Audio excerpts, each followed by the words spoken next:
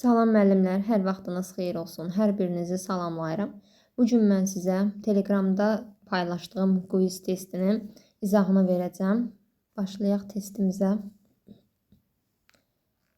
Birinci sualda deyilir ki, öyrədici, inkişaf etdirici, tərbiyə edici dedikdə hansı pedaqoji tələb nəzərdə tutulur? Şəxsiyyət yönümlü, dəstəkləyici, fəaliyyətin stimullaşdırılması, pedaqoji prosesin tamlığı. Öyrədici, inkişaf etdirici, tərbiyə edici dedikdə pedaqoji prosesin tamlığı nəzərdə tutulur. İkinci sualda zamana əsasən dünən, bugün, sabah, günorta, axşam terminlərinə görə hərəkətlərin ardıcıllığını təmin etmək təxəyyül, təfəkkür, diqqət, hafizə.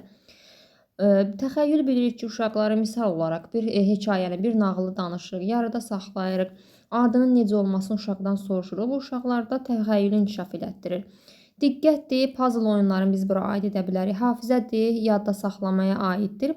Təfəkkür isə uşaqlarda zamana əsasən dünən, bugün, səhər, günorta, axşam terminləri təfəkkürə aiddir. Həmçinin biz təfəkkürə aid edirik, oxşar fərqləri tapmağı təfəkkür psixoprosesinə aid edirik. Hansı Howard Gardner nəzəriyyəsinə aiddir? Scaffolding, YIS, çoxnövlü intellekt, məntiqi, riyazi. Scaffoldingdir, yaxın inkişaf zonasında Vygotsky aiddir. Çoxnövlü intellekt isə Howard Gardner nəzəriyyəsinə aiddir. Daha sonra müqayisə, sintez, analiz aiddir məntiqi təfəkkür, əyan əməli, əyan obrazlı, yaradıcı təfəkkür. Dördüncü sualımızın da düzgün variantı A variantıdır. Məntiqi təfəkkürə aiddir. Nitq etiketlərindən salam, çox sağ olun, zəhmət olmasa sözlərindən istifadə edir. SMART abreviaturasına əsasən hansı variant uyğun gəlir? Biz bilirik ki, məqsəd yazılarkən dəqiq, aydın olmalıdır, spesifik olmalıdır. Burada da doğru variant A variantıdır. Measurable ölçülə bilən olmalıdır. Yəni, məqsədimiz elə qoyulmalıdır ki, axırda biz onu qiymətləndirə bilək. Achievable əldə olunan bilik, bacarıq nə çox asan, nə çox çətin olmalı deyil məqsədimiz. Realist, real imkanlar nəzərə alınmalıdır. Time-da müəyyən vaxt ərzində yerinə yetirilməlidir ki, hər bir məşğələnin müəyyən bir vaxtı var. Həmin vaxt ərzində yerinə yetirilməlidir. Sən pedaqoqsan, uşağı müşahidə edirsən, bu sənin işindir. Mənə ehtiyac yoxdur deyən valideyn hansı tipə aiddir? Narazı valideyn, passiv valideyn, təkəbbürlü yoxsa problemdən qaçan? Bilir ki, müxtəlif tip valideynlər ola bilər. Biz hər biri ilə belə deyək, hörmətə əsaslanan qarşılıqlı ünsiyyət qurmalıyıq, onları dinləməyi bacarmalıyıq, iradlara açıq olmalıyıq. Amma sən pedaqoqsan, uşağı müşahidə edirsən, bu sənin işindir deyən valideyn passiv valideyn tipinə aiddir. 9-cu suala deyir ki, uyğunluq gözlənilibdir. Tərbiyəçi ilə uşağın birlikdə iştirak ilə hazırlanır qayda. Doğrudur, sayında məhdudiyyəti yoxdur. Prosedur, qrup davranışlarının idarə edilməsini təmin edir. Prosedur, təhlükəli hallar zamanı istifadə olunur. Qayda, normal tədris mühitinin saxlanılması üçün istifadə olunur. Gözlənti, biz burada qruplaşdırmalıyıq. Hansı doğrudur, hansı yanlışdır? Uyğunluq gözlənilib A variantında. 1, 2, 5. Qeyd edim ki, bu uyğunluq gözlənilibdir. Bu yəni çərçivə tipli doğru, yanlış testlərinin video izahım YouTube kanalımda qeyd etmişəm. Keçid edib baxa bilərsiniz.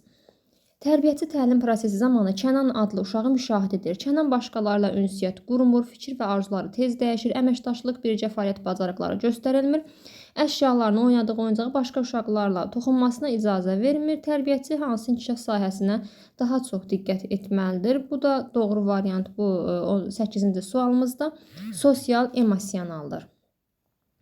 Daha sonra 9-cu sualda müşahidə, müsahibə, şifahi sorğu nəyə aiddir? Portfolio, fəaliyyət məhsullarının təhlili, şəxsi inkişafının izlənməsi, yekun hesabat. Bir çox müəllim burada yanlış variantı seçir. Bəziləri portfolioya aid edirlər, bəziləri fəaliyyət məhsullarının təhlilinə aid edirlər. Amma qeyd etdiyim müşahidə, müsahibə, şifahi sorğu, portfolio, fəaliyyət məhsullarının təhlili də bunlar hər biri şəxsi inkişafın izlənməsinə aiddir. Şəxsi inkişafın izlənməsi üsulları da adlanır, mexanizmləri də adlanır. Yəni, qarşınıza test olaraq o cürdə çıxa bilər.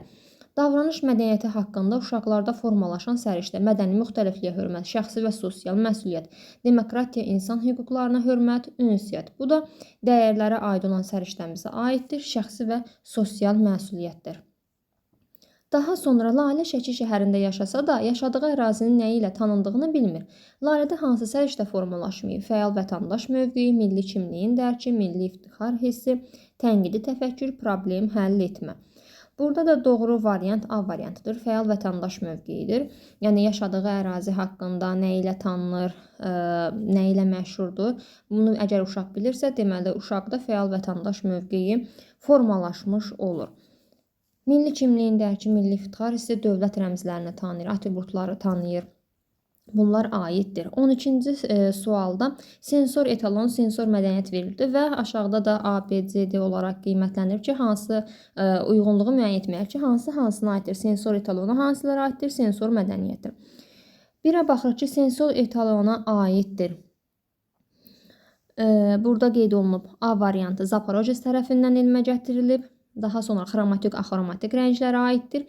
Sensor mədəniyyət isə Montessori tərəfindən elmə gətirilib. Uşağın hiss orqanları sistematik məşq elətdirilməsidir. Doğru cavab burada C variantı uyğun gəlir. 13-cü sualda Waldorf yanaşması hansı variantda doğru verilibdir?